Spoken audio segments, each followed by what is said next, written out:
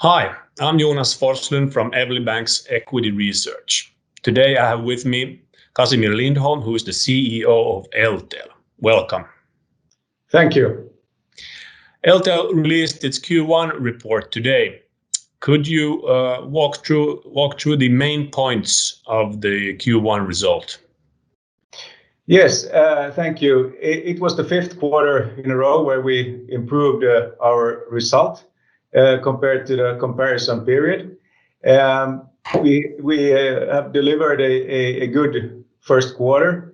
All the Nordic countries delivered according to plan. All in all, we're happy with the start of the year. If you look back 10, 15 years, Eltel results in Q1, you will find very few years where the result is a plus minus zeros for the first quarter, and we were on minus 0.7. So we're close to a plus minus zero result for first quarter. So we think it's a good start to the year, despite quite a tough winter. Let's talk a bit more about that.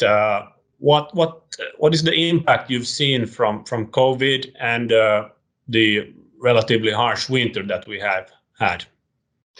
Yeah, first of all, regarding the winter, it mainly impacted our communications business and mainly fiber projects.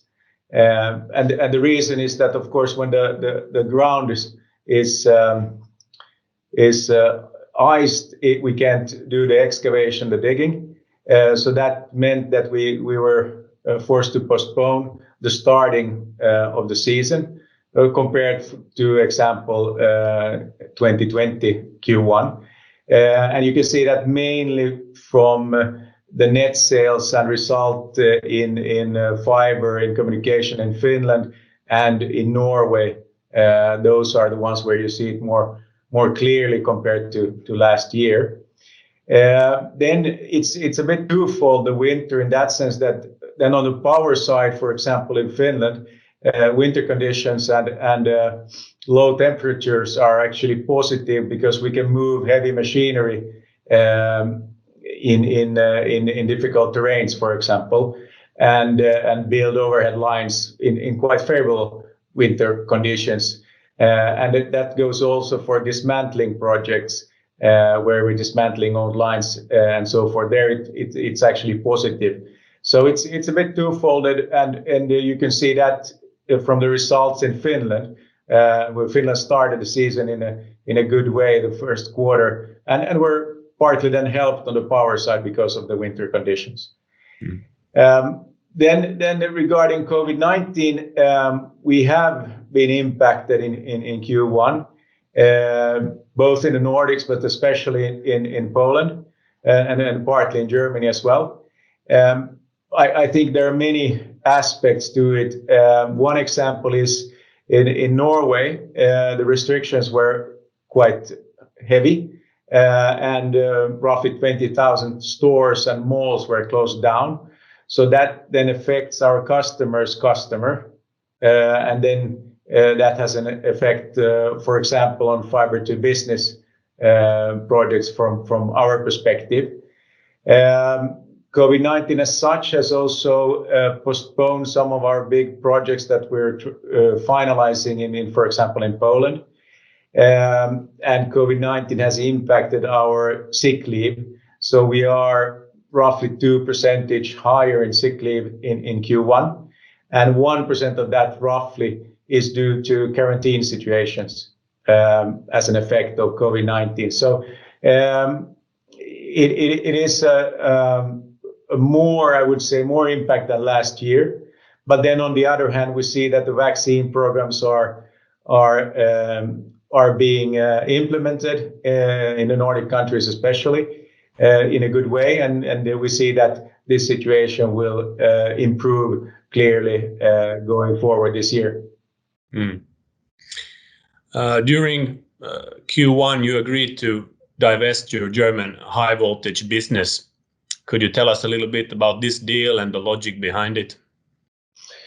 Yes, the buyer is Enaco, a local company in the industry. The reason for divesting this asset is, first of all, we're a really small player in the German market, and it is outside our Nordic strategy, both from a geographic perspective, but also from the fact that it's a project business. And we decided already in Q1 2019 that we'll focus on the Nordics going forward, where we're number one in the market, both in communication and power, where we are active. So that's where we're focusing.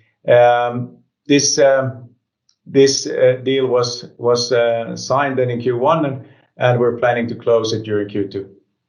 Mm-hmm. Now, let's talk a little bit about your turnaround. What is the recent progress that you have made now in your turnaround journey, and what are your expectations for this year? All in all, I think we have come quite a long way. We have been focusing a lot around improving first the financial position of the company. We have been successful in that. The net debt is on a clearly lower level compared to previously. We have improved the cash flow, the net working capital substantially compared to a couple of years ago. We have also, let's say, simplified the business where we're focusing on the Nordics. We have taken down the risk level in the company. A couple of years ago, we had 120 large projects. Now we have 10 left. And 4 of those will be then remaining in the Polish business. And the rest of them we're closing down during 2021. So from a financial perspective, balance sheet perspective, we have come a long way. And that part is healthy now. Operationally, focus in 2021 is improving the margins and continue on a good journey where we're improving the quality and the customer satisfaction. And of course, in 2021, we are focusing also on finalizing as much as possible around the Nordic strategy to divest and close down operations outside the Nordics.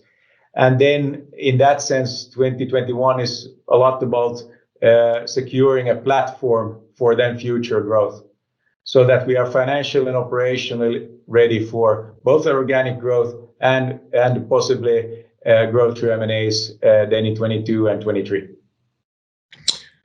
Thank you very much for walking us through the Q1 and giving us an update on your transformation. Thank you very much, and we look forward to hearing more from Eltel in the future. Thank you. Have a nice day. Thanks, same. Bye-bye. Bye.